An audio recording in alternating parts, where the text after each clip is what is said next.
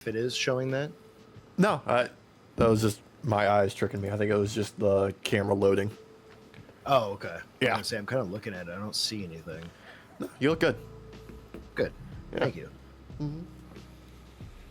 Let's see. WWE SmackDown results. No, come on. We can pretend to care about SmackDown. We can pretend to care about Raw or Dynamite or anything like that. But really, let's face it. For the first time ever, Saturday Night's main event actually had things happen. Yeah, a little bit here and there. Maybe not to the speed of which we would want. Yeah, but there's like actual consequences to the show. There was. No, you're right. There actually was. It did feel like for the first time a Saturday Night main event was real and not just extra. Yeah.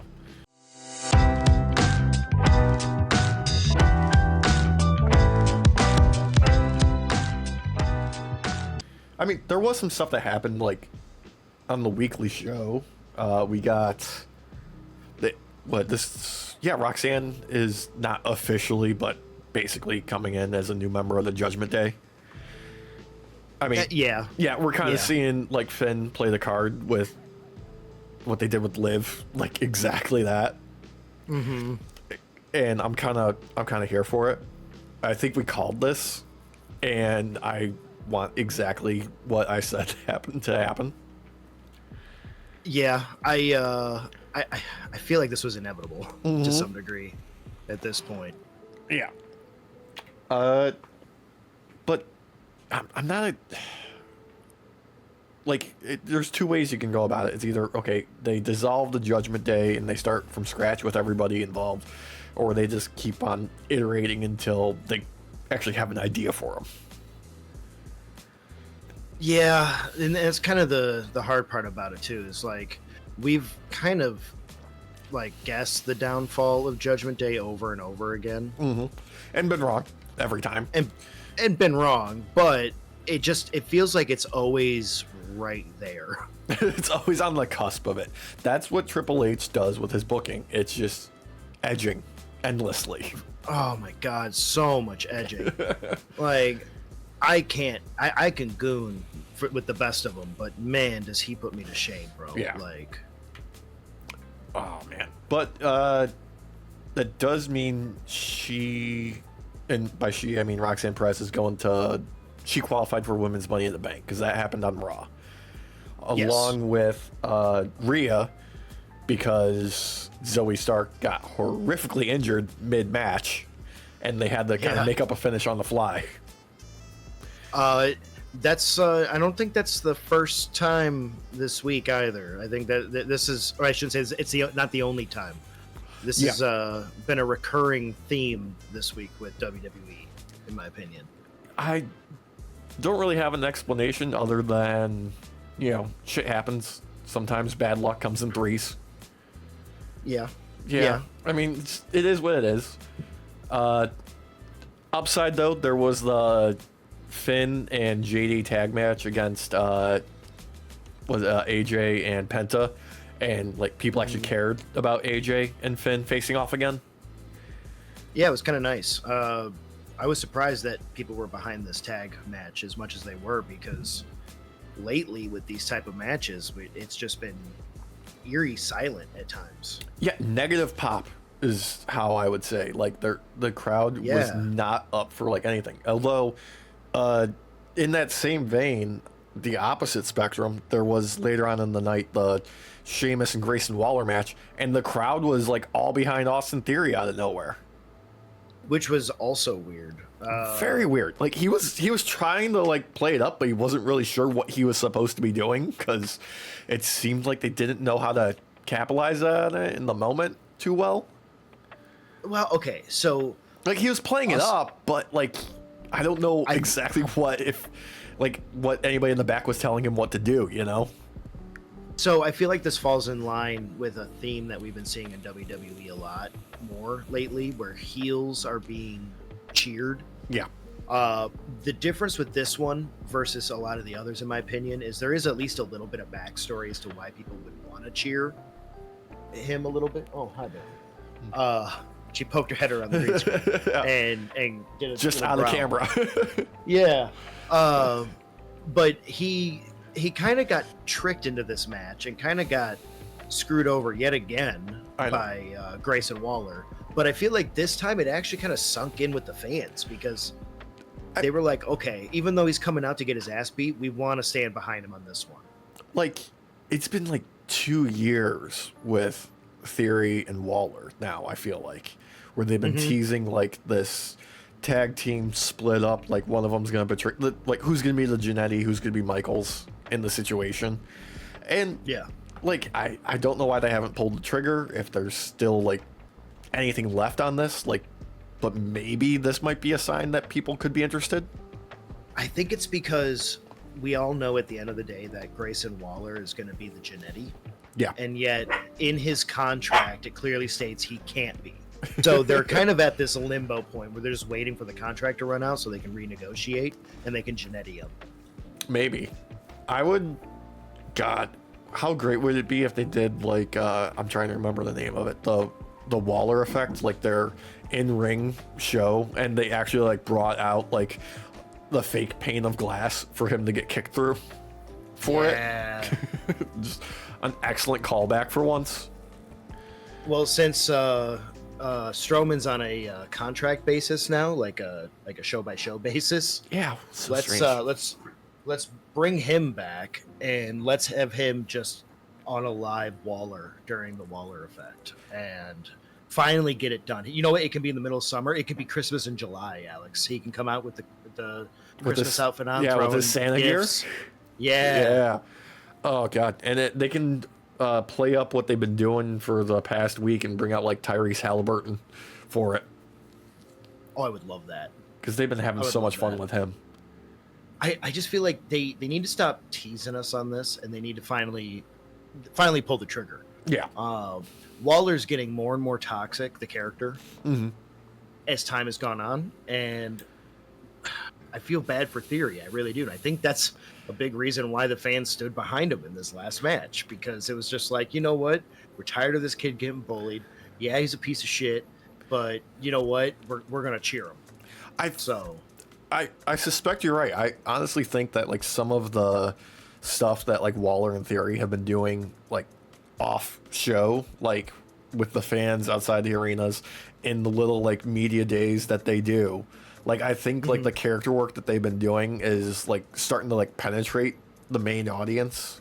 Like they're starting to see, because there have been some great moments that like fans have caught like outside the arena of like Theory, like, you know, schmoozing with the crowd and having fun with them, and Waller like dragging him away, being like, no, you gotta be a dick to these people. Like I think that's starting to finally like get into like the actual show finally.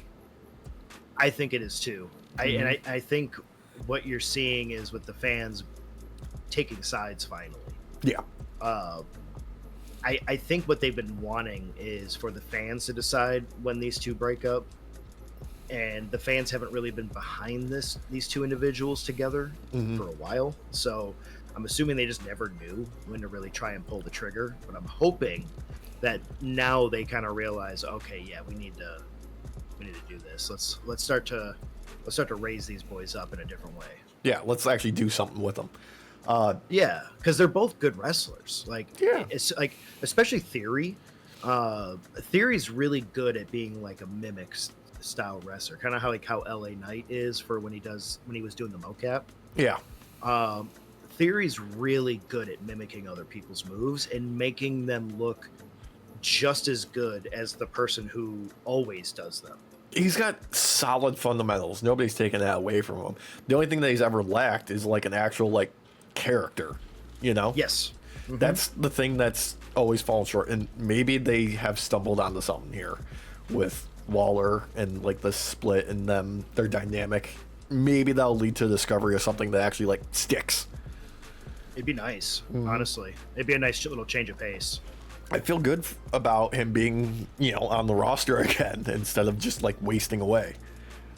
Exactly. Both of them. I mean, I feel like there's a limit to what you can be comedic wise in wrestling, and these two have reached that point, and they're not letting them now go into the more real stuff. Well, let's not, forget that Waller has a second factor. He's also Australian. Therefore, he has a complete character. Yeah. And plus, people can't really understand exactly what he's saying. Yeah, exactly. They don't know when he's actually insulting them. But main story of Raw was throughout the show, basically them lining up the future for the World Heavyweight Championship and what happens with Jey Uso at Saturday Night Main Event versus Logan Paul. But there is an already obstacle ahead of him after that. Whoever comes out winning it, we already know this answer, but Gunther's there, and who's behind Gunther but Seth freaking Rollins. So like there's something actually to be said about there being something for the World Heavyweight Championship where it's not just a blood feud. There's multiple people vying for the same title. It makes it a little bit more interesting. It sells the idea of like there's a target on his back, Yes, and honestly, I feel like with this type of situation, you're kind of like, yes, there's multiple angles of people going after the belt. Mm-hmm. This is the one that feels like the real threat at the end of the day. Mm-hmm. Maybe not a short-term type of threat, but a long-term threat. Yeah. Like Logan Paul flashed in the pan, Oh, God. Cheap heat. I mean, barely. Yeah, barely even a flash. Yeah, but Gunther and Seth, there's something there. Gunther, we know he's a threat. He's always going to be there. He is intimidating as fuck.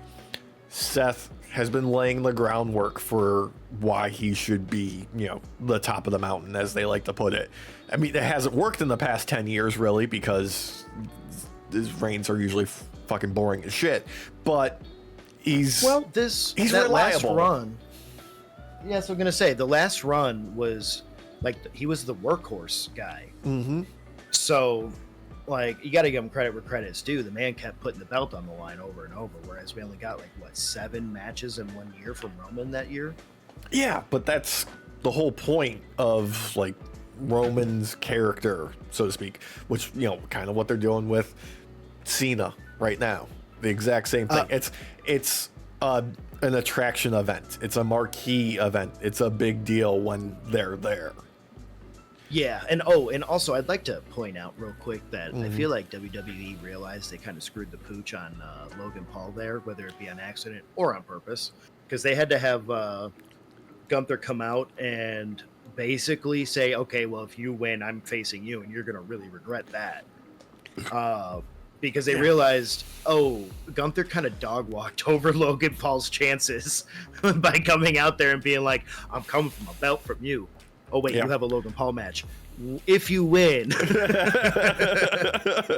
Yeah, a little bit of putting the cart in front of the horse on that one. But I'm happy they did, though, personally. I'm not going to lie. I mean, yeah, I didn't want that. I didn't want to have that tension at all. No. Because honestly, once we get to the actual Saturday Night Main Event, yeah. But there was one person that looked really good in that match, and we'll get to that. We'll get to there.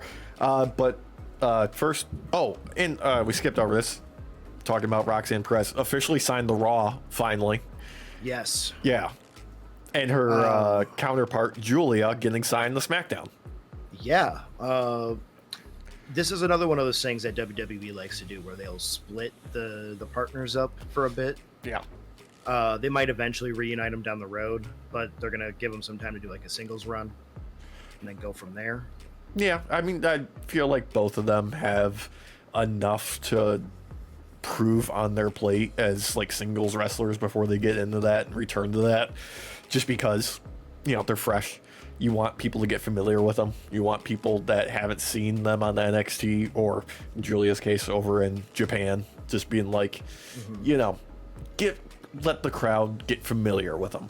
But credit to them for both getting in Money in the Bank qualifying matches and both winning, because Julia went up against Zelina Vega and Charlotte Flair in what was it? It was on SmackDown, yeah.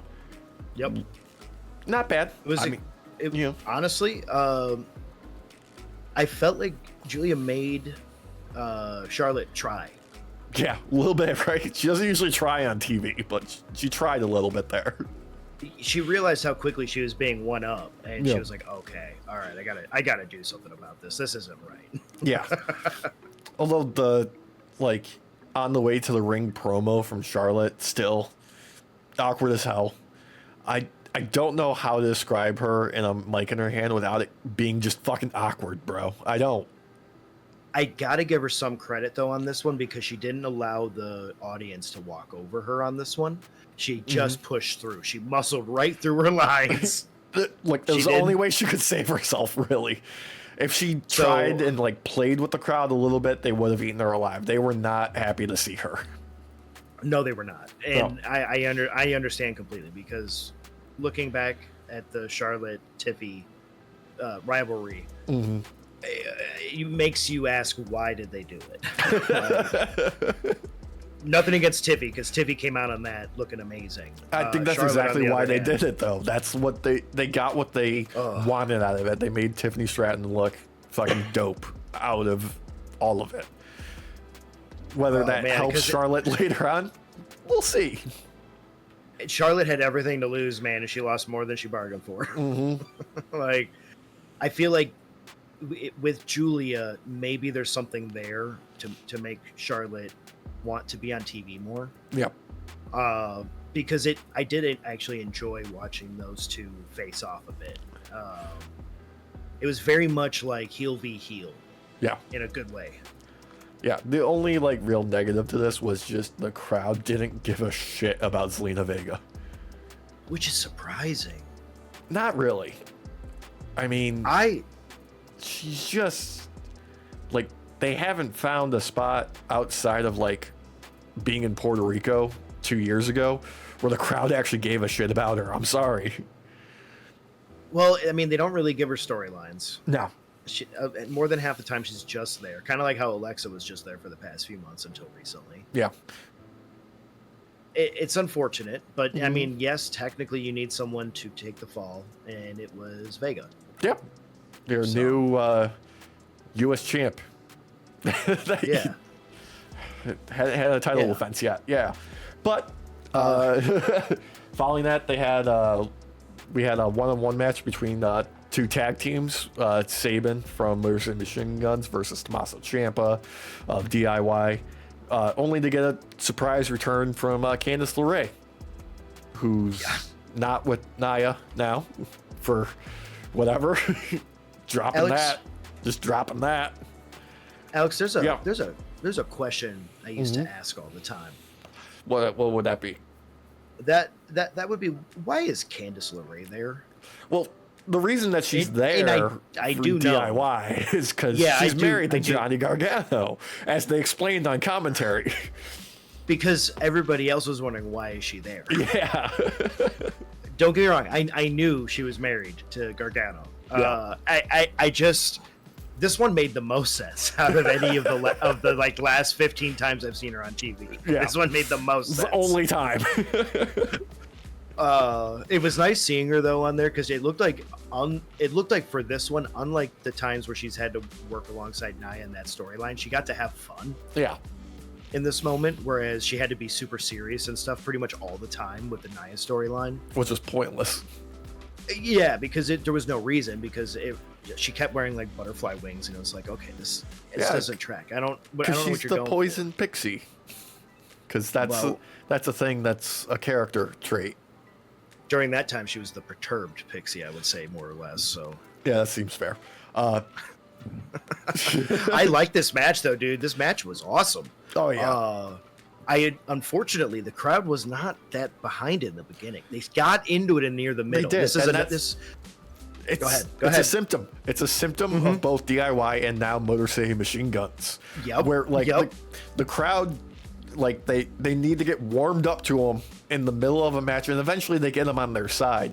And I don't know what you can do at this point, because DIY, they've been giving them a lot of TV time lately. They've been doing a lot of character stuff. They haven't really done anything with Motor City Machine Guns outside of them just being like generic kind of babyface tag team dudes, which is okay. Yeah. Because they're being played off against Gargano and Ciampa because of the traitorous actions of DIY. Yeah. Mainly Gargano. Mainly.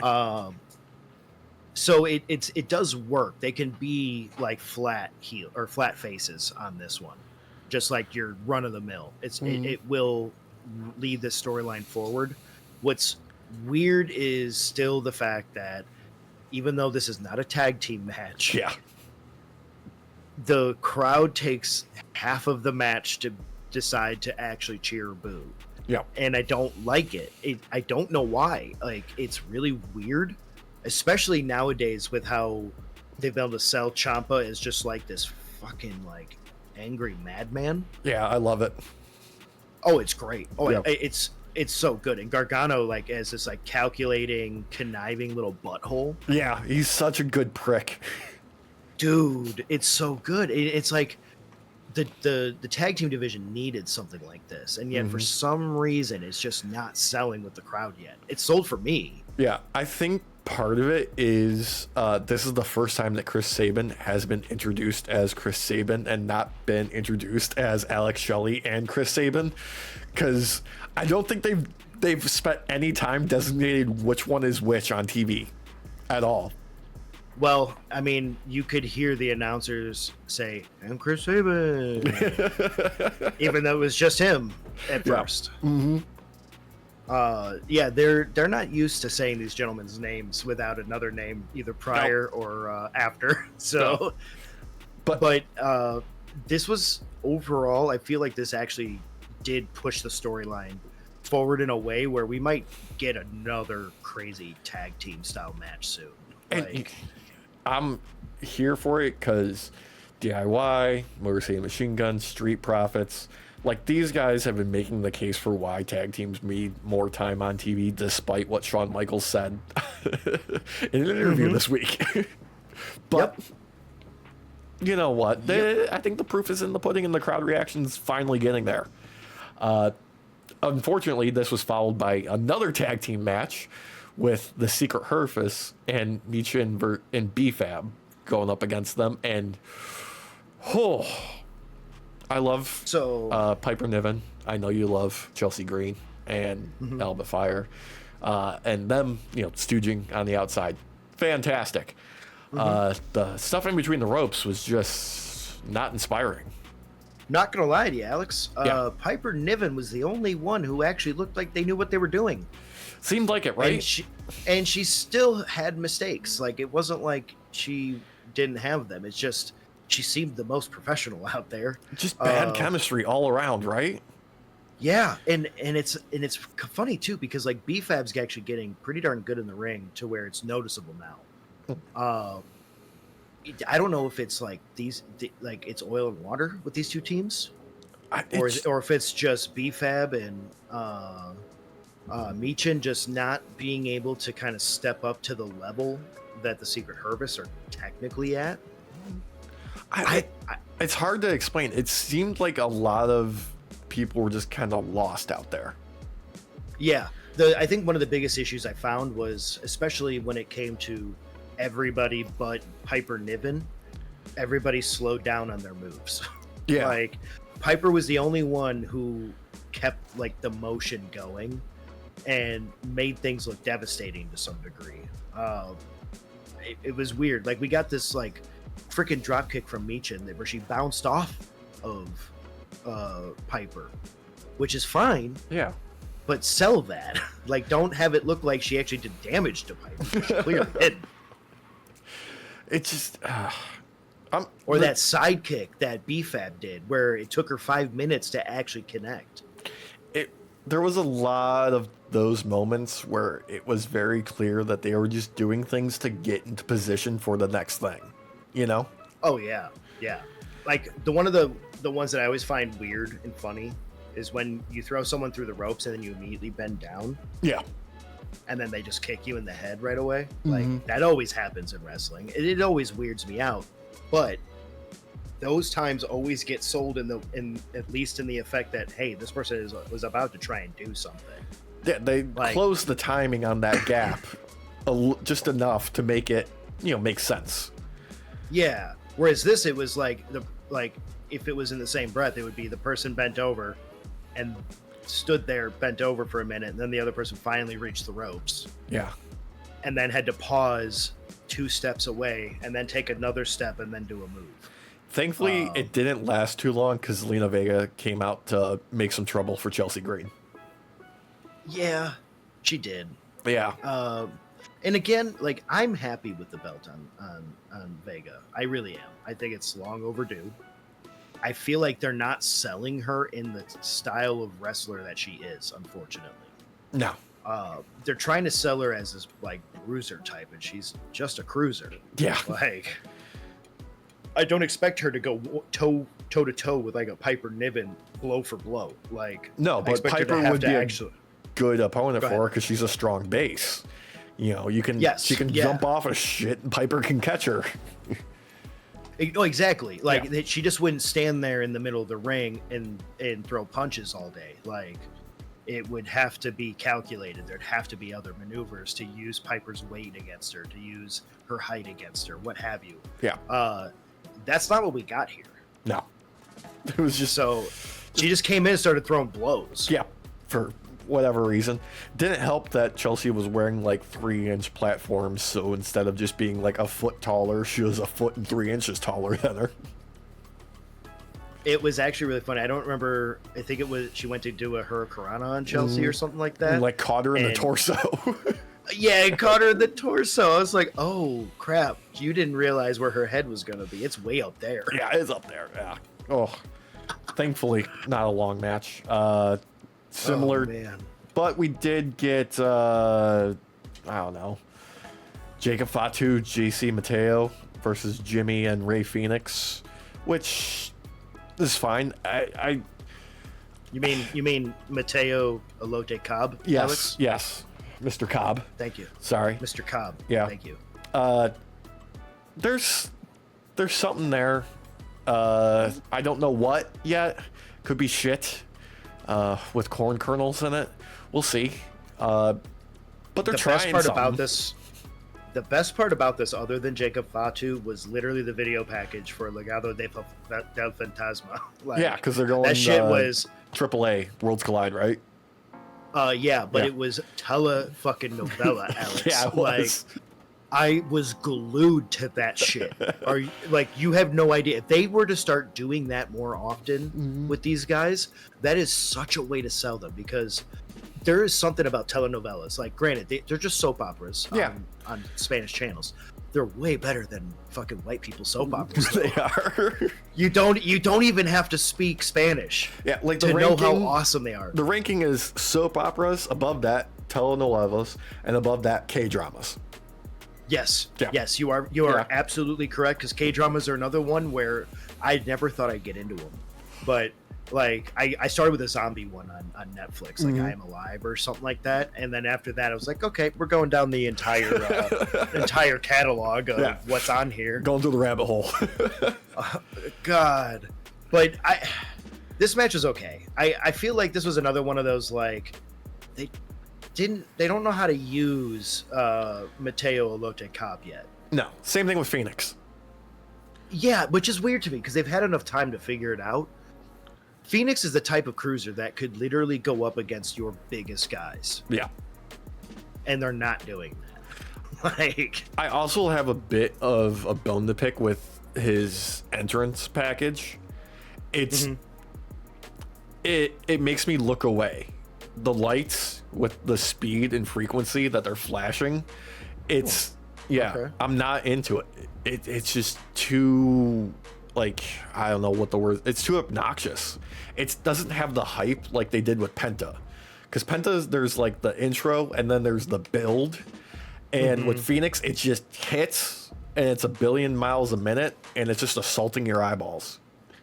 Well, I think the entrance music has something to do with the difference between the two, because Penta's music builds up to that point and to hit the crescendo, whereas freaking Phoenix's music basically starts past the crescendo, and you're just like getting hammered in the nuts with bass. Yeah, and believe me, I love me some fucking bass drums that hit like machine guns.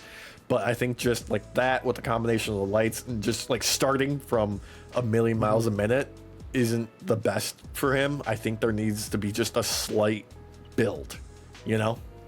Yeah, like between the two, I would expect Phoenix to be the one that would have the build up in music because of like the whole Phoenix in his name. So like rise from the ashes type deal. Something. So you want this like somber into like tense, hopeful that goes into dramatic, like hardcore freaking anger. Like you need something that kind of divvies through like a Lord of the Rings song. Yeah. But does it in like under a minute instead of 12 minutes. Yeah.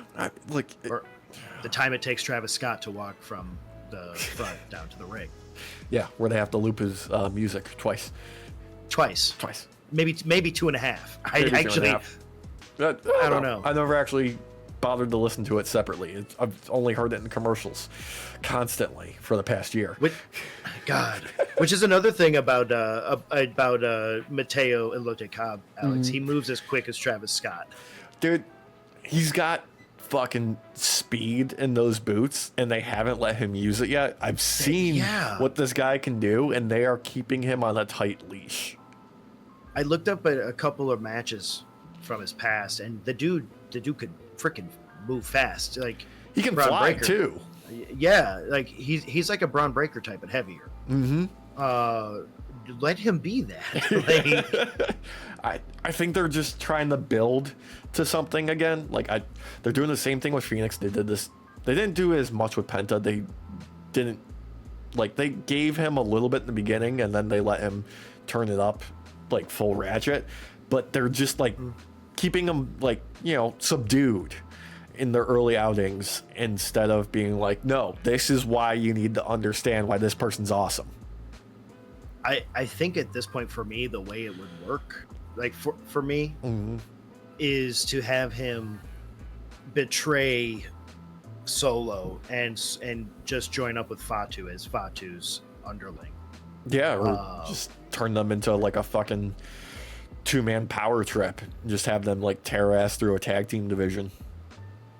Have him just destroy Fatu unexpectedly in like a fit of rage. Yeah. And then have that lead into a rivalry. On that note, I do gotta say I still absolutely love Jacob Fatu whenever he's wearing the belt around his neck like it's a muzzle. I want him to only ever carry the belt like that. I just love that look with him. I saw a picture of him holding it in his mouth like Samu. And I was hoping like that would be his thing coming in, but when I saw it coming around like it was like a fucking dog collar, like a spiked dog collar, I was like, okay. Yeah. All right. Yeah, no, this slaps. Oh, yeah. Because it gives the impression that it's holding him back. Yeah, right? That's such a good visual for him. It is. It works. I don't think that would work for most other people, but it literally gives the impression like he's a chained dog. Yeah, the only other to just break. Yeah, the only other time I've ever seen it work for somebody was Bray Wyatt. Yeah, okay. When he had like the Fiend stuff going. Yeah. I forgot about that. Oh, rest in peace, brother. Oh yeah. Just past what would have been his, I believe, 38th birthday. I might be wrong on the actual number there, but yeah. I'm not going to pretend to know. Yeah. but still. But rip. Rest in peace, brother. You were missed. There was another Money in the Bank qualifier. This one, LA Knight, Shinsuke Nakamura, surprisingly back on TV, and Aleister Black. Kind of surprised they didn't have Aleister Black on this, coming out on top, considering he just came back. But if it's going to be anybody, LA Knight, yeah, he should be in Money in the Bank. Yeah. Bless him. I don't know, man. I feel like we need to finish that storyline with Aleister Black burying The Miz and Carmelo. Because I feel like he's moving on too quickly from that. I literally want to see him bury The Miz alive. Oh, God. What if they do a casket match? I would allow it if they did the match at a cemetery with a hole in the ground where the casket's down at the bottom. But instead of it being a 6-foot hole, it's a 15-foot hole. So wait. No, they actually did do a Buried Alive match with the Undertaker back in the day, where they they had that on stage. But they did on stage. Yeah, I remember that. I watched that. Yeah. I watched that one when it was on TV as a kid. I remember that. That's Yeah, kind of do where that. my head. Yeah. But actually dig like a 15-foot hole in the center of the arena that we bury him in, and actually pour concrete on top and leave him there. Or what about when they did the casket match with what's his name, Jungle Boy versus Christian Cage, and where he actually like set it off, it like sent him to hell. I thought that Jungle Boy would be too wily to stick in that thing. I know, like, you right? know how like when you try and like bring your dog or cat to the bathroom to go give them a bath because they got in something they shouldn't, they somehow grip the freaking door jamb like a vice grip, like a spider monkey, like a little spider monkey.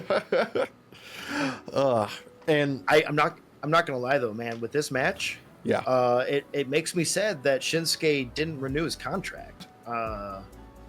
I don't know if we have like a final word on whether or not he's just gonna do like finish this run out, or if he's gonna be like an appearance basis, or what like the future holds for him, unfortunately. I'm gonna assume like appearance basis, like Strowman. Yeah. Because he tends to be the guy that they use to get other people over. Yeah. But this was like old Shinsuke, like that brooding kind of strong man that you really don't want to take a knee from or an elbow from. That's where he's always been the strongest, and they've never really like. It's been a long time since they've used him like that. I would say like it hasn't felt like that old school Shinsuke since he had that feud with AJ Styles that was all about him punching him in the balls. Yeah, I love that. I love that. I just week after week hit to the balls. I feel like they were trying to get to that kind of energy with the LA Knight rivalry, but then Shinsuke tripped over the barrier that one time and everybody laughed. I know, and it's such a shame because they did so much, and they continue to do good work with his video packages, like where he's just like in like that dark, heavily colored light, like abyss, and they have like the cheesy fucking animations, and he's just narrating over it, and the menace that he's able to exude, I like that. I want to see that translated to the ring though. What I love is like they literally watched the movie Mulan, the cartoon version, and they were like, that's how we do the video package. Every time they tell a story in Mulan, that's how we do it. Hey, we need the little silhouettes and the shadows. If it works, don't mess with it. Hey man, it put goosebumps on me the first time that video package popped with all the red and everything. Oh yeah. And he was calling LA Knight decadent and all that. It was great. So good. I know like there was a, like I understand zero actual Japanese language, but the way that he spoke, there was like venom in his mouth when he, enunciated those words. It was so good. Dude, they were using Shinsuke exactly how I wanted him to be used right there and then, and they just stopped doing it. Like they were like, it just costs too much money and energy to get these video packages out. We don't know if he's actually saying what we want him to say because we don't want to pay the translator. We're just taking it on his word. That's what he's saying. I would love that. Oh my god, I would love if he would just mess with them like that. That'd be hilarious. Oh god. Just completely go off script, and he's like telling LA Knight how to make an omelet. Yeah. Oh god. Also throughout the show, we also had like a quick backstage thing with Charlotte and Alexa Bliss teasing something again for them in the future, with Bliss just fucking throwing shade at Charlotte, deservingly so, and accurate too. What I love is like she at first kind of goes for the alliance approach. Charlotte instantly kicks it down, and I feel like Alexa didn't do that because she really wanted the alliance. feel like she wanted to do it to prove to herself that this is the person that Charlotte is. Yeah, Like, just like, give her the opportunity, and then she'll shoot herself in the foot. yeah, and she's like, I don't even remember you. And it's like, oh, okay, all right. Yeah, And which led into more venom being spewed later on too about her. yeah. I just the fact that like they're still doing the thing with the Lily doll and her talking to it, like it's not for me, but there's people out there that appreciate it, and you know what? Let them run with it. I'm not gonna say anything negative about it because I'm not into it. Didn't she used to bring it down to the ring with her? Yeah, totally. Okay, because this match, her most recent match, she throws it on the ground immediately. Yeah. The doll. So I feel like she's done with that gimmick too. It's just what everybody knows. So she didn't want to come back with something different and weird yet. Look, I'm not gonna gloss over the fact that I think it was one of the last 2 or 3 times that we saw her and she was facing off against Nia. There was a legit moment where Nia made eye contact with the doll when it was on top of the turnbuckle, and it winked at her. That was on TV. That happened mid-match. This was during the Thunderdome days of the COVID, but that was something that happened. So it Furbied her? Yes. Fuck that. Nope. Nope. All right, Night Shifters, you want a little background story here? Okay. My dumbass grew up watching Child's Play and all that, right? Okay. Stupid me as a child, thinking a movie called Child's Play would be fun and sweet. Grew up hating dolls. Yeah. And Furbies came around. Yeah. Derek thought it was Problem Child. Instead, nope. Child's Play. Child's Play. Child's Play. No, there's no dick punching. It was just stabbing. Just stabbing and constantly being like, my name is Charles. But Furbies. But Furbies. I had to get up to go to the bathroom one night, right? Okay. And my parents were very anal with us as kids. They like to check up on us in the night and everything, especially my sister because she's special needs, and she got a Furby. Now, my sister never liked having her door open, but while she was sleeping, my parents would open her door, and the Furby faced out the door. Okay, so I get up in the middle of the night to go to the bathroom. It's pitch fucking black in the house, and I walk across the hall to the bathroom, and my sister's door is right next to the bathroom door, and I hear Furby. I was like, oh my god. This 10-year-old, 12-year-old Derek waking up the entire fucking house. I damn near shit myself. I literally ran back to my room, closed my door, and waited 5 minutes. And then I found a towel in my room, went back, and I Indiana Jones that door closed. And then I went to the bathroom. Was the towel to clean up the mess that you made on yourself because you pissed your pants? Oh no, I splooged everywhere. The fear boner was strong.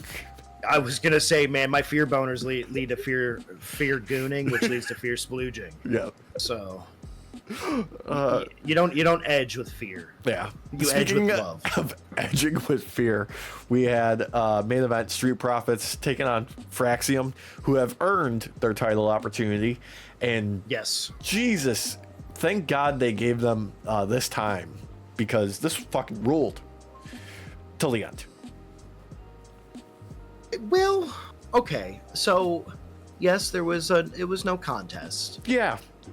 But we got to see something that we haven't seen in a while. Yeah, something that we were talking about recently, I feel like.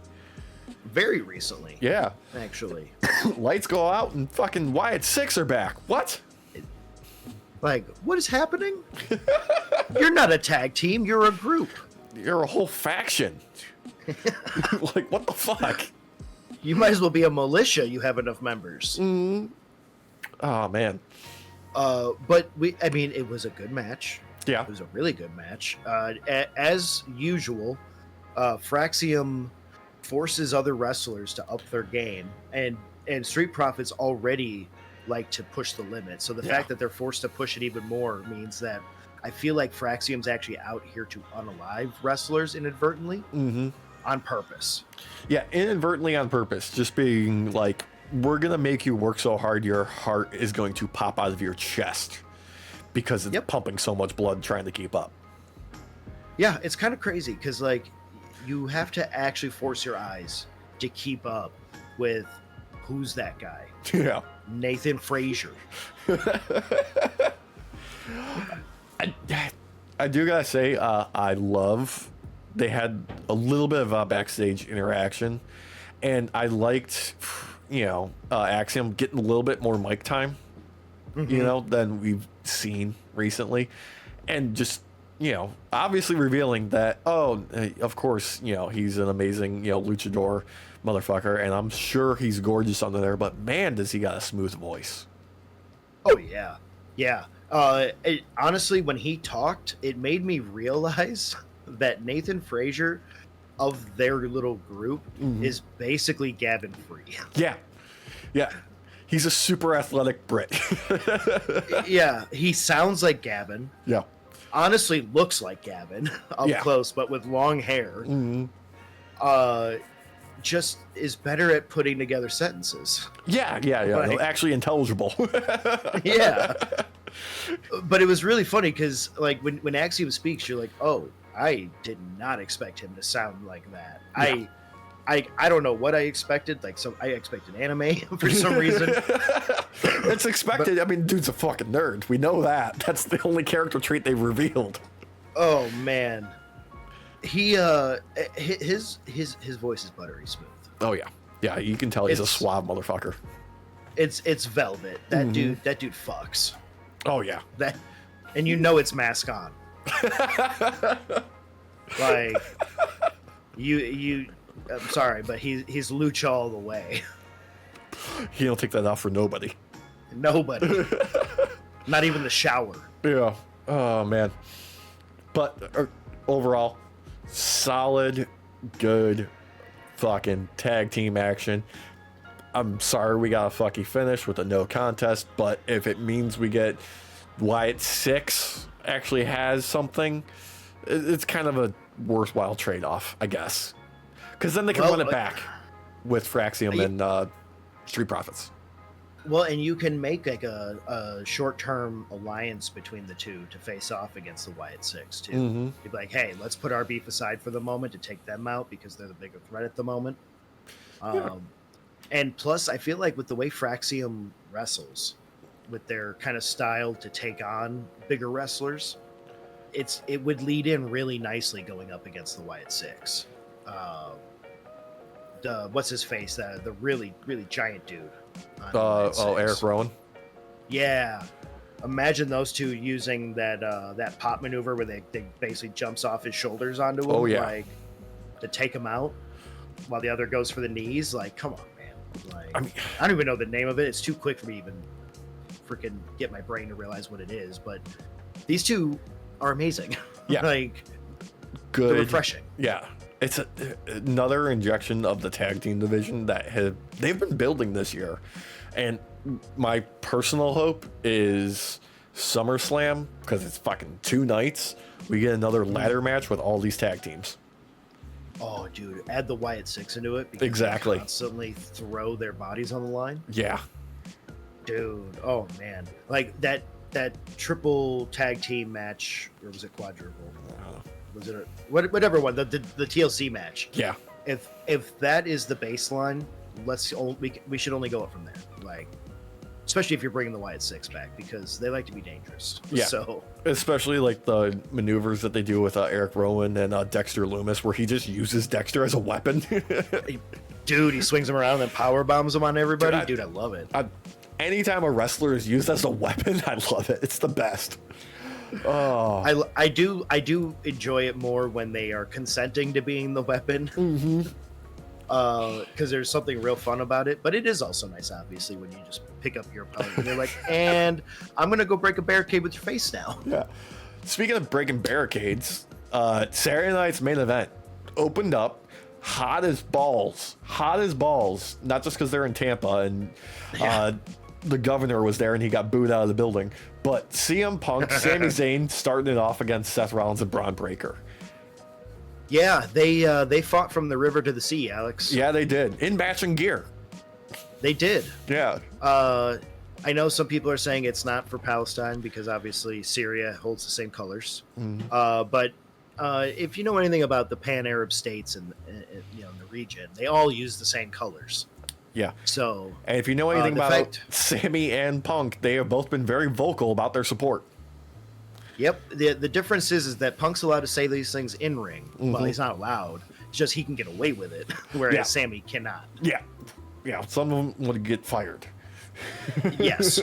I will admit, both were subtle. Sammy's obviously less subtle.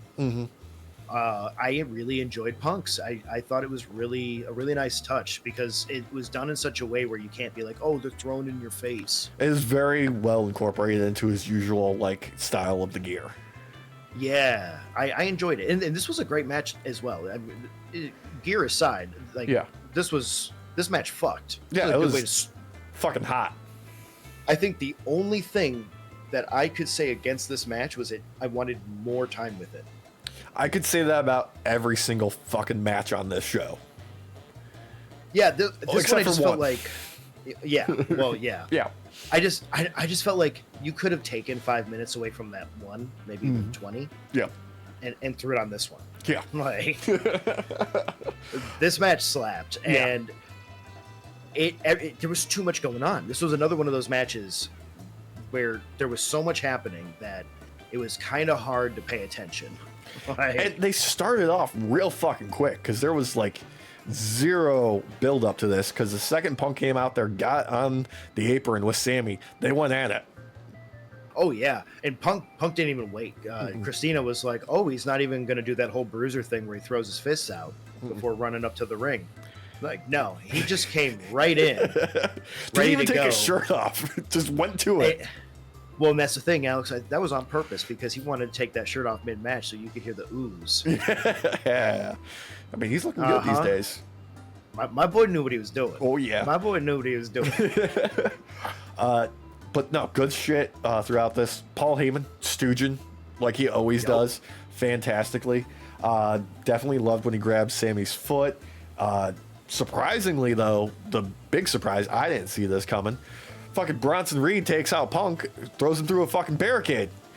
I had no idea Bronson Reed was ready to come back. I want to know whose bone replaced his, because he has to have a ghost bone. Dude, he's got every ghost bone that they could get off of every body they could find in the 3-mile radius. Because the last time we had heard any sort of update from him, it was still up in the air whether or not he was even going to be able to wrestle ever again. Yeah, he's a fucking worker. Man, this match fucked overall. Okay, just first off, it went blow for blow. It was just chaos. But it was that relegated chaos that worked really well, and it kept you guessing on which side might actually take it. It was a nice, I wouldn't say 50-50 split on who might win, but there was enough doubt there to just constantly make you wonder, because the Visionary, Braun Breaker, they took out Punk pretty early to start cornering Sammy, which to no avail. No.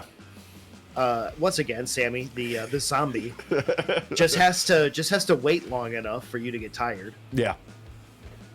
He did that sitting springboard. Yeah. Onto Braun, which so good, so good. They always look good, but that one looks so mean. Yeah. That one hit hard. I had a jealousy boner from that one. Just all the fucking boners this week, man. I want to hurt people like that too. I'm sorry, I'm jealous. Yeah. Oh. And when I get jealous, I pop wood. Yeah, dude. How fucking great was it though? Where the camera just at the last second caught Braun hitting Sammy with that spear at the end for the finish. That was good. Yeah, it felt like it came out of nowhere. Oh. When it's funny because you could easily make the argument that Sammy and CM Punk got dog walked in this match, even prior to Big Bronson Reed coming out, because they were very quickly separated for a while.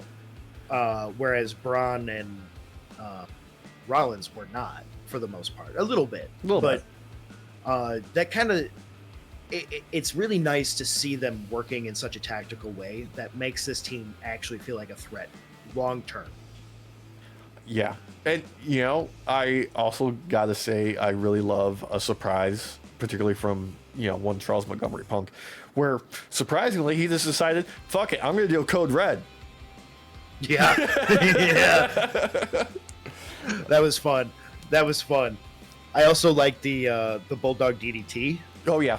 I'm waiting was fun. On my hands, just waiting for him to pull out a fucking Pepsi twist or a Pepsi plunge. I know he wasn't allowed to do the plunge for so long because it was too close to the pedigree, except, you know, from the turnbuckle and all that kind of stuff. But he can still do a Pepsi twist, right? Come on. Nobody else is doing that. Yeah, just call it an avalanche pedigree if you really gotta. Yeah. Let him have this. Everything from the second rope and up is an avalanche move at that point. So just whatever. Let him have it. He's earned it. You know what? Just let him do it.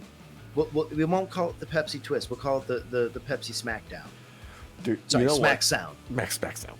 You know, I bet they'll let him do it if he goes to the Saudi Arabia show. I don't think you're wrong either. That's what I hate the most about it. I know. God damn it. Because you know something happened behind the scenes where they're actually letting Randy pretend to do the punt again. Yeah. So, like, they gave him something. Or he gave them something, rather. Yeah. There was money that changed hands. So, yeah, I wouldn't doubt that that's been offered. Like, you want to do that? You got to go to Saudi Arabia, brother. Yeah. Here, just partake in a little bit of human rights violations with us, please. Something else that was a human rights violation was Zelina Vega taking on Chelsea Green, U.S. Women's title. Oh, I'm gonna tell you right now. Yeah.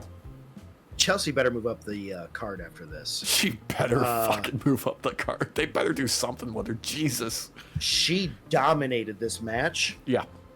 She looked the best in this match. Yeah. And nothing against Zelina. Zelina did look good overall. She just had some moments that really stood out, unfortunately for her. I mean, and not in a good way. No. Chelsea fucked on this match, though, man. She had no voice, and yet she still made a promo before coming in. Yeah. No voice, and yet still does crowd work. Yeah. No voice, and yet still taunts her freaking opponent. Look, as usual, my barometer is my girlfriend, who I don't make watch everything, but she was there watching along with this, and she was like, I don't buy Zelina Vega at all as a wrestler. Yeah. I don't, like, why is Chelsea Green not just winning this? So, and again, I feel like this is an issue from backstage of how they are trying to use Zelina. Yeah. I feel like she's a cruiser. Just let her be a cruiser. Absolutely.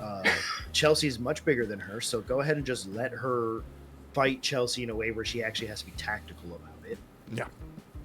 And they kind of did that a little bit here and there. There were some good moments.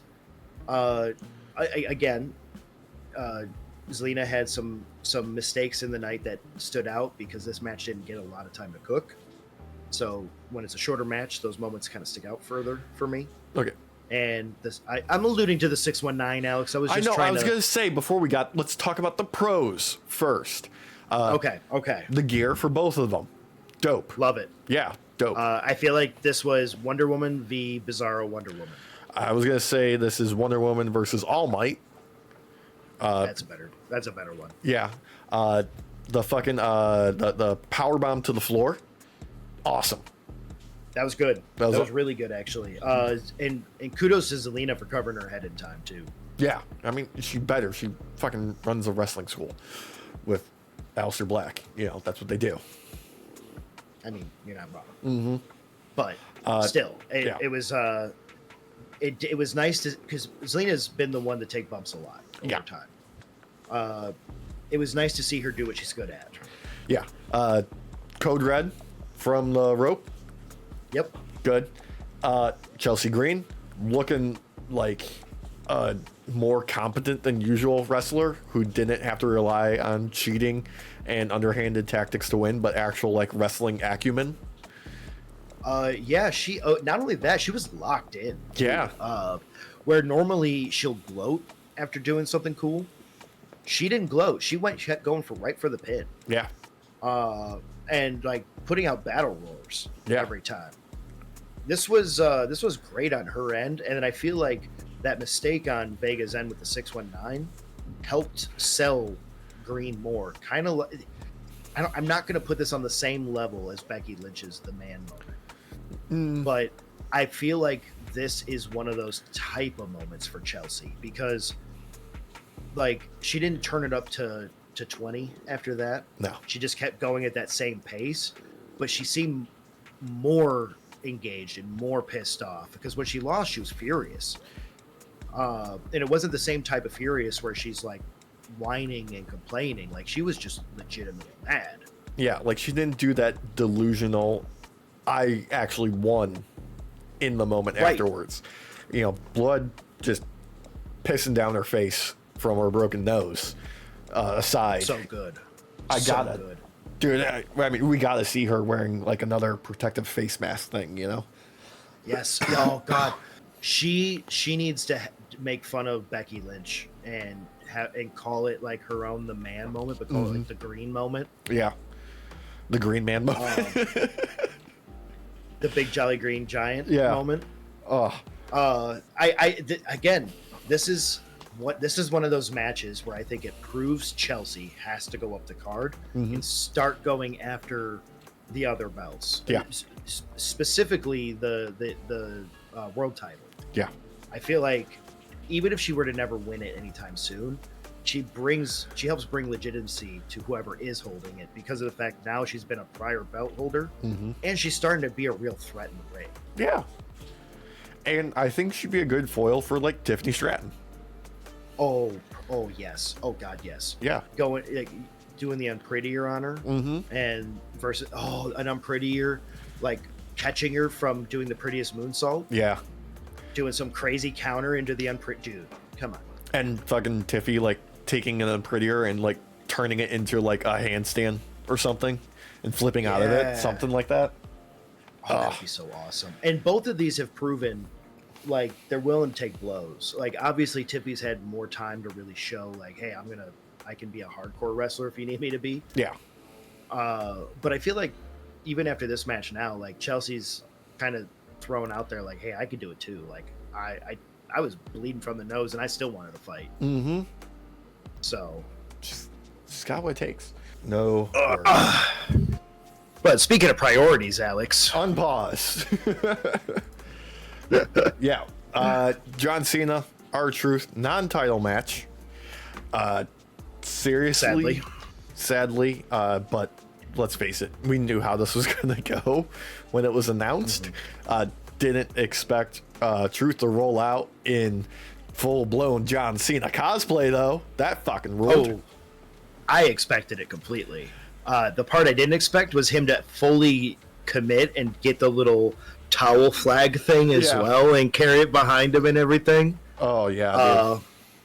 Not going to lie, I was really, really hoping that Truth was going to win this so that he could leave the ring the same way John Cena has been. Just head down, title behind his back, sad. Like all of a sudden the clown realizes once he holds the title, he's like, oh, wait a second, I get it now. Yeah. Oh no. Real fucking short, this one. Enough time for both of them to do the 5 moves of doom. Cena to tease a belt shot. Looked like he's not gonna do it. Throw it away and then just hoof Truth right in the balls. So, I feel like Cena decided to actually give it some effort when he did his 5 moves of doom. Yeah. And even the AA. Yeah. Like, unlike some previous matches, like it felt like there was some effort put into each of those moves this time. Even the flying brick felt like there was some effort put behind it this time. But R-Truth did it better. Like, they can never make us hate R-Truth. It just can't happen. The crowd cheered R-Truth so hard Yeah. that you couldn't even tell that this was a John Cena match. No. Like, they were so far behind Truth that I am surprised they didn't just give him the goddamn belt. Like, he lost earrings, my friend. Yeah. He lost earrings, and Cena threw them at him. Yeah. Like a dick. Pretty well, too, I'll add. Like, that was a good little moment right there. I feel like this match was one of those where it wasn't about the wrestling. Mm-mm. It was about the storytelling more so. I mean, that was kind of like the whole WWE of the past couple of years. Well, no, I just mean like this match, like as a singular, like this had a bigger story to tell than just the match itself. We got to see a man relive his childhood, seeing his childhood hero, only to have that be stomped on by said childhood hero over and over and over again in the weeks leading up to this. And then finally that childhood hero burning the body in front of him. There are two things I want after Saturday night's main event to get more story out of. Number one is why Bronson Reed decided to align himself with Seth Rollins after tsunamiing him through the building until next week. Number two is how R-Truth is going to handle this in his delusional fucking world. Well, okay. I feel like R-Truth has this ability to just push empathy, even when he doesn't really mean to. Yeah. Because the best storytelling of this whole match was literally when Cena grabbed the belt and went to go use it against him. And Truth didn't say shit. He just went, oh. Yeah. Just that disappointed, like, really, John? And I think it worked. I think in that moment, we had the old Cena back. And then he kicked him in the balls. Yeah, well, yeah. I mean, we only had it for a moment, Alex. It was just a moment. But, you know, a moment sometimes is all you need. Yeah, sometimes. I feel like R-Truth this was supposed to be R-Truth's anime protagonist moment, where he gets his ass beat and then wins. But then John Cena had creative control. Yeah. Not only did he have creative control, but then after he gets the win, he decides to hit him with the belt anyway. Yeah, and then he books it the hell out of there, all pissed off. With the belt, like, inside out or whatever. Yeah. I feel like what he's doing is tarnishing what people view as normal wrestling, so that when we get what we normally get to see in WWE, which is good storytelling and stuff, usually, it'll feel better. Maybe. Like, I don't know. Otherwise, if you're actually trying to destroy WWE, just do it. Like, don't edge me, brother. Like, just do it. Just fucking end it, bro. End this misery. Yeah, like, stop doing this. Grab your guillotine. Grab the family. Grab the bourgeoisie, and just get it done. Oh God. You know what this is making me want to do? It's his last run is making me want to revisit old school Total Divas when he was on there, because he just committed to being the biggest asshole on the planet whenever he was on that show, that I kind of want to see that again. You had told me about that on the podcast probably months ago now, and it got me to actually watch it. And yeah, he's the biggest shithead. It's great. It's so freaking funny. Yeah. Unexpected diamond in the rough. Right? Let's just put it that way. Like, did not expect that show to be as good as it is. Oh yeah, no, there's so many great moments in there. Like Deke Stokes, they call me the Spence, John Cena, followed by OCD John Cena. You will come to dinner at night in a full suit. And then we'll retire. The gentlemen will retire to a different room than the ladies. Then there's TJ Wilson being injured and Natty trying to seduce him, and all he wants to do is watch old All Japan wrestling tapes. Oh my God, I love it. I love it. Oh God. But Saturday night's main event also had a steel cage match with Damian Priest and Drew McIntyre, which it did. I'm gonna be honest, didn't like the finish this much. I feel like if they were going to do this concerto to write Drew off of TV, I feel like that South of Heaven that he took and he hit his head in the concrete would have been just fine. I don't feel like we need this match to justify Drew McIntyre taking some time off. I feel like the one thing about the ending that I did surprisingly enjoy, which I didn't in the moment as it was happening, but at the very end of it I was okay with, was Priest walking out the door.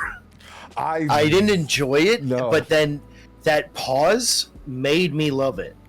The part that I loved about it was Jesse Ventura on commentary losing his shit about it. I was losing my shit with him in the moment. I'm like, I'm on Jesse's side. I can't believe I'm fucking saying this. I'm on Jesse's side. He's making sense right now for the first time on this episode. Oh my God, he was talking out of his ass so much of this show. It didn't make any goddamn sense. Okay. I need someone, one of you night shifters, to go and comb through all of these Saturday Night main events since they've restarted this recently.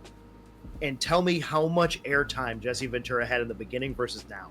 Because I have a feeling it's been such a short... He had like 30 seconds in the beginning. Yeah. And then 30 seconds in this match. Yeah. I think he's just fucking sundowning and they're turning off his mic. Pat McAfee did not know what to do. No. He didn't know how to respond to this man. This shouldn't have happened the way. That's bullshit. If you want to win a cage match, you got to climb over. And Pat's like, well, going through the door is a legitimate way. It's not a legitimate way. I don't even know what you mean. Sir, I don't even... Are you okay? Sir, I think it's time for your nap. Pat seemed concerned. He did. I loved it. Oh. Like, who let Grandpa here? Oh, my God. I mean, okay, so the match itself, I did enjoy overall. Overall, this was overall like a really good match. Yeah, it was solid. But I do agree that, like, especially like if you're gonna do the concerto, like you kind of have to go more at that point because you're already going to that point. Like, you might as well have him beat Drew to a point where the ref is like, please end this. Yeah, like why didn't we get like a referee stoppage type of deal? Yeah, where it's like this is too much for me. I'm traumatized. We need to stop the match, please. Yeah, I can no longer count to 3. And God, I feel bad more than anything in the aspect of Drew McIntyre has lost yet again. Just like. He's done so much good work these past, 18 months, I would say. He's just been top form in all aspects. Everything.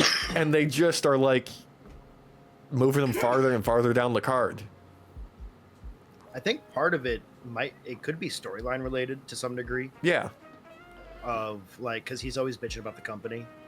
Yeah, it's like the company retaliating, so that maybe he'll get to come back with a vengeance or something. I don't know. But they're not. They need to hint at that now, please, because otherwise it just feels like they're just shitting in his mouth. Not even the good kind of shit. This is that soft serve fucking oily shits. Yeah, that mud butter. It's not good. It's not good. Yeah, it's not solid. That's for sure. Well, because normally with a solid one, you might get some air pockets. We're going too far. No. Both. The surprising thing more than anything on this was Cole actually referencing to Edge. Yeah. Something that I wasn't expecting, considering he's been in AEW for a solid calendar year now, I think. A little bit over, maybe, too. Yeah. Potentially. I've lost track. Yeah, and this is not the first time Cole's brought him up either. The TLC match with all the tag teams. Yeah. He brought up Edge and Christian. But he also brought up the Dudley Boys. He brought up the Greats. Yeah. The Hardy Boys. It's just, unique that there was an isolated reference to Cope. Yeah, I was surprised by it too, because I expect to hear about Edge in like the TLC match. Like that makes sense to me because that man is known for those things. Yeah. But yeah, I wasn't expecting this moment because that means that Cole might be watching AEW a little bit more than people realize, and he probably watched that spot where Cope kind of landed wrong and snapped his ankle. Oof. God. But he came back with Spike. He did. Yeah. He did. Fun thing before the next, well, actually the main event of the show was Cena coming face to face with Jey Uso. Yeah. Yeah. Which was surprising. This was not a moment I expected. It makes me wonder if Cena's going to go for like a double belt run and unite the belts. At the very least, it was telegraphing the finish of the show. At the very least, it was that. But it's more surprising that they're doing some cross-pollination with the champs outside of a Saudi show where they're going to have them face off for a belt that we'll never see again. But Yep. It's interesting to me that there's actually, like, they're doing something with Cena being a full-blown villain instead of just doing these dirty tricks with these fucky finishes where he cheats to win. It seems like they finally realized we need to do something more with him. He needs to interact with other people rather than just the person that he's feuding with this next cycle. And I think if you're going to do that, picking Jay is kind of a good choice because he is the counter to what Cena is right now in many ways. He is the people's champ. Yes. He is the one who has everyone behind him, and not in a way that Cena ever could back in the day. Because as much as Cena is beloved, in the moment he was not. No. Whereas, there are people who dislike Jay, and some of them do have, valid criticisms. Yeah. But Jay is overall loved by the fans. Like, people who hate Jay yeet. So, I mean, you just have to look at the crowd when he's doing his entrance. That tells you everything you need to know about why he's in the position he's in. I mean, regardless of the other things he's done very well since, going full-blown, like, singles run. Because I'll give him credit, too, on the fucking mic when he's got to do, like, dig deep and come from the heart. He sells that extremely well. Oh, God, yeah. Especially during the Gunther stuff in the lead-up. Yeah. Where he's crashing out. He has a way with the people where he doesn't even have to speak in full sentences. He can just say a couple words and then wait for them to yeet, and he'll say a couple more words. He could. Good. He does. Yeah. But overall, got to the actual match. And oh, boy. Yeah. Logan Paul, huh? Jey Uso, huh? So there was only one person that looked good in this match, and that was Cody Rhodes. Yes, it was. Okay. First off, before we get to, like, the actual match itself, before we get to that, do you think R-Truth was watching backstage and being like, "Yo, why the fuck Cody ain't helped me?" Yep. Yes, I do, actually. Yeah. Because you would have thought that Cody would have ran out during that spot. Oh, because man. the belt wasn't on the line, so just screw Cena over. Fuck it. Yeah, who cares? Fuck, Get a little payback. But Cody's like one of those ultimate babyface types where you would, even though he might be petty, you don't expect him to be petty. No. Oh, okay. So let's explain the folks at home who probably, rightfully skipped this show. Yeah. But through the course of Logan Paul and Jey Uso attempting to have a match, John Cena comes out to interfere and basically screw over Jay because he wants to ruin wrestling, and his idea of ruining wrestling is having a YouTuber like Logan Paul win the championship over him. But which let's be frank, that would ruin wrestling a lot. Yeah. So he's not wrong. He's not wrong, and I can't think of anyone more hated to carry a title than Logan Paul in any company right now. But I honestly think that would lose viewership if they put that belt on him. it might. But Cody Rhodes makes a surprise return to stop John Cena in his tracks, and actually doesn't do anything to Logan Paul, but gives Jey Uso the opportunity to get the spear and the win. Yeah, it was kind of funny because when John Cena came out, like I don't know, it kind of felt like something needed to happen in this match because, like, nothing against Jey, but he had to keep slowing down for Logan. It was noticeable a couple of times where he had to slow down real fast for the suicide dive so that Logan could counter it. I mean, did you count the number of times that Jey actually had to reposition Logan? Yeah. Because he was moving and then he overcorrected and then he had to move him back? Yep. God, this man does not deserve a main event, nor does he deserve to wrestle on the main stage. Like, this man, at best, should be at NXT. He's a good wrestler, don't get me wrong. Like, he has, like, the baseline to be an amazing wrestler one day. You just can't throw him in a match where you don't have 3 months to prepare. That's kind of what I was, like, you took the words right out of my mouth. Like, he needs more prep time per match. And he's not going to get it where they have him booked right now where he is an attraction star. He needs time, repetition in between the ropes, you know, like you're saying, at something like NXT, where he is doing match after match after match, and he can understand the flow and get, you know, just the physical memory to know where he needs to be to do the things that he has to do. Right, because, like, with a lot of this stuff, it's muscle memory. Yeah. Like, you're just, like, that's why a lot of the greats are able to, you know, do pinpoint maneuvers with all the fucking CT in the world. Because it's their muscles that remember, not these. No. These don't work no more. RVD, for example. Yeah, God. He only recently discovered weed. Did you know that? That can't be fucking true. No, it's not. That can't. I mean, unless you mean he always recently discovers weed. Yeah. Okay. All right. He just rediscovered it every time. Kudos to you, brother. It's a discovery every day. Yeah. But it's muscle memory, and Logan doesn't have it. And I know people are gonna shit on Jey for this match, but I feel like Jey had to keep slowing himself down, repositioning Paul, like screwing up the pace so that Paul could actually do what he needed to do, like the counter with the suicide dive. Yeah. The messed up suicide dive, because let's be real, that suicide dive was only messed up because Paul wasn't ready. Not in the right position, not the right timing. No. And Cody, for all it's worth, like, obviously the moment with Cena was fine, it was great.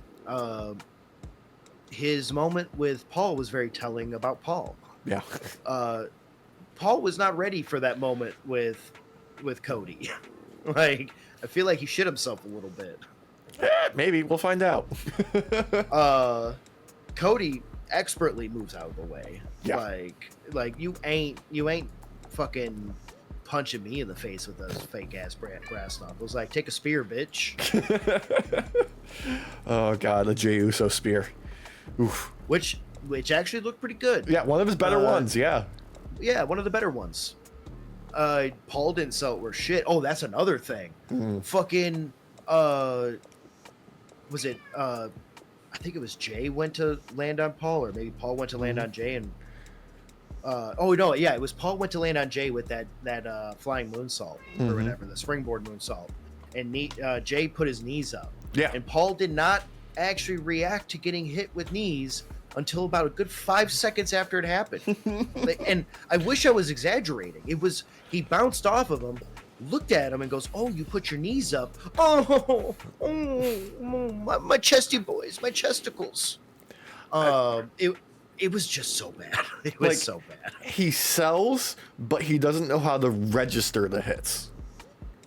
Yeah, like, I'm sorry, but even the most basic wrestler that would end up like on NXT or just getting signed to Raw or just getting signed to SmackDown would be able to take knees from a springboard.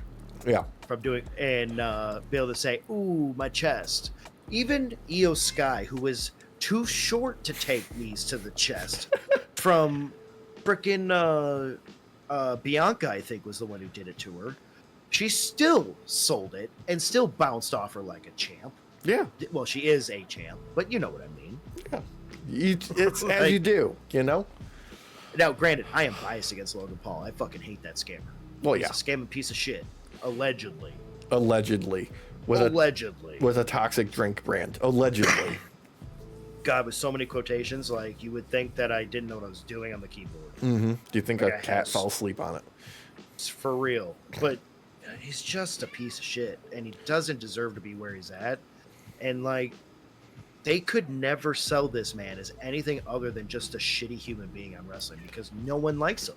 Yeah. No one likes him. This isn't like heel energy. This is get out of wrestling energy.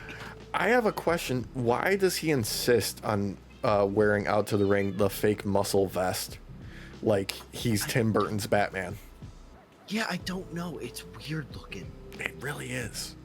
It's kind of unsettling. It's like he has body dysmorphia and doesn't want to admit it. That Which might be is true. fine. Yeah. It's fine to have that. That's common. A lot of people have it, especially when you're growing up and stuff. But he wears his insecurities on the outside. Yeah. And not in a good way. Flashing lights. Yeah. God. But overall, there was actually like a reason for Saturday night's main event for once. Yeah, this was one of those where the opener could have definitely been a closer if it wanted to be. Yeah. The final mid-card match could have also been a closer if it wanted to be. Mm-hmm. It wouldn't have been as good of a closer, but No. with the type of storytelling it was, it could have been. Everything in this Saturday Night Main Event made it feel like they were actually giving a shit about Saturday Night Main Event for once. Yeah. Like it's actually a PLE. Yeah, it was actually like not just a random B show that they were doing for the sake of a contract obligation. Yeah, like this one actually felt like there was some stakes involved, especially with the main event. Yeah. Not so much for Logan. Not so much. But there was storyline going in, and we're gonna have storyline going out. Good storyline at that too. Yeah. I've been wondering when they were going to bring Cody back. I didn't expect it to be at this, to be honest with you. I thought no. it would be like Money in the Bank would be the first time we might see him. But no, that's instead we're gonna get Jey Uso and Cody taking on John Cena and Logan Paul at Money in the Bank. Yeah. So I don't like that. Yeah. I don't like that. Here in my head canon, Cody is very unhappy with their performance at WrestleMania, and he wants to do a make good match and prove that they could have done something really amazing. You can't blame Cody for that, though, unfortunately. Like, you got Travis Scott, who wasted 12 minutes of everyone's time. Yeah. You've got John Cena, who just didn't sell anything, whether it was taking a bump or giving a bump. Mm-hmm. And Cody, the only one trying that match. Derek, I'm afraid you might have jinxed us and put out into the ether that Travis Scott is going to be at Money in the Bank now, too. Oh, God, I hope not. There's rumors that God. he's been training. Bullshit. Bullshit. To what? Slap a dude in the eyeball again with a fucking belt? Yeah, probably. Like, okay. This is my prediction for that match. You are going to see 3 fucking professionals go out there Yep. and have to fucking dog walk a fucking 4th member. And his own teammate's going to get pissed off and beat him up too. No, that would turn them face again immediately, and they don't want to do that yet. You could do it in such a way where it's like you just beat up your own. You just have John Cena murder everybody. Okay. No, hang on. Okay, so you're referring to something that happened where it was the Young Bucks, where they were trying to do a face turn that went bad back in like the Reseda days. Oh God. Okay.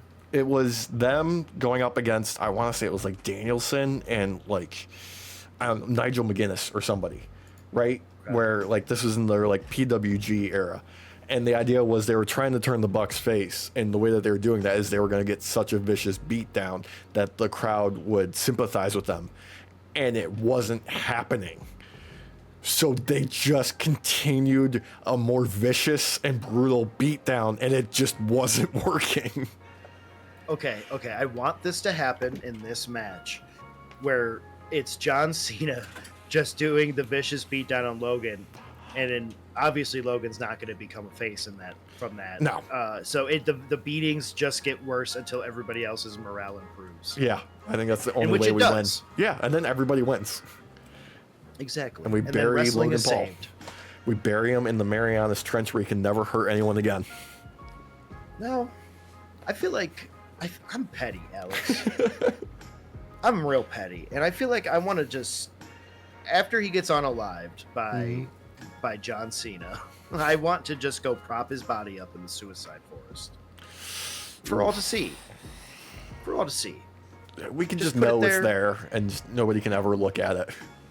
Yeah, we make like an attraction, like, because that's what he tried to do with someone's body, so we do it to his, and we instead of having children pay us to throw rocks at the body, we pay the children.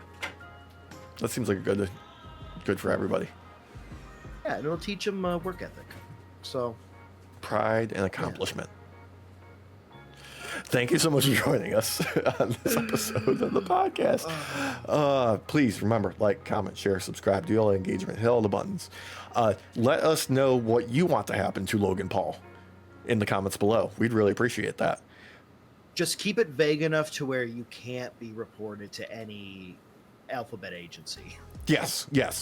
Do not incriminate yourself by any means.